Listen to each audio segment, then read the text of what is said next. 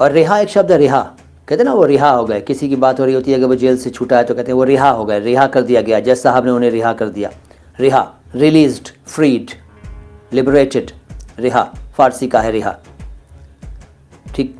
और रिहाई, रिहाई के आदेश हो गए, उसी से बना रिहाई, फारसी का है।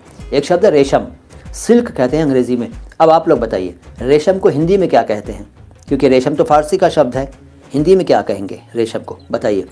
इसी से बना है रेशमी या रेशमीन, रेशमी या रेशमीन यानी रेशम का बना हुआ, लेकिन रेशम शब्द हिंदी में क्या कहलाएगा ज़रा बताने का प्रयास कीजिए।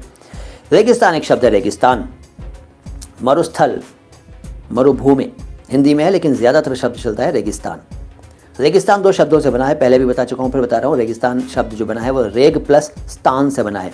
रेग का मतलब है रेत, बालू। अच्छा आपको बताऊँ उसको हिंदी में क्या कहते हैं, शुद्ध हिंदी में बालुका, बालुका। रेत को शुद्ध हिंदी में आप कहेंगे बालुका। मालूम था ये शब्द, ईमानदारी से बताइए। बालुका, बालुका, बालू, रेत। अब फारसी में रेग, और रेगिस्तान वो स्थान, वो स्थान जहाँ पर रेत ही रेत हो, रेग ही रेग हो, रेगिस्तान। इसका संस्कृतिकरण करें तो ये बनेगा बालुका स्थान। स्थान वहाँ है जगह के लिए और स्थान हमारे यहाँ है जगह के लिए। और क्यों ना हो, फारसी और संस्कृत एक ही जगह से आई हैं, उनका उद्गम स्थल एक ही है, सहोदरी हैं, बहनें बहनें हैं, मौसी, कुछ भी कह लीजिए आप। तो कोई झगड़ा नहीं होना चाहिए ना फारसी संस्कृत का, ना हिंदी उर्दू का। एक्चुअली झगड़ा होना ही नहीं चाहिए किसी भी तरह का। क्या ख्याल है?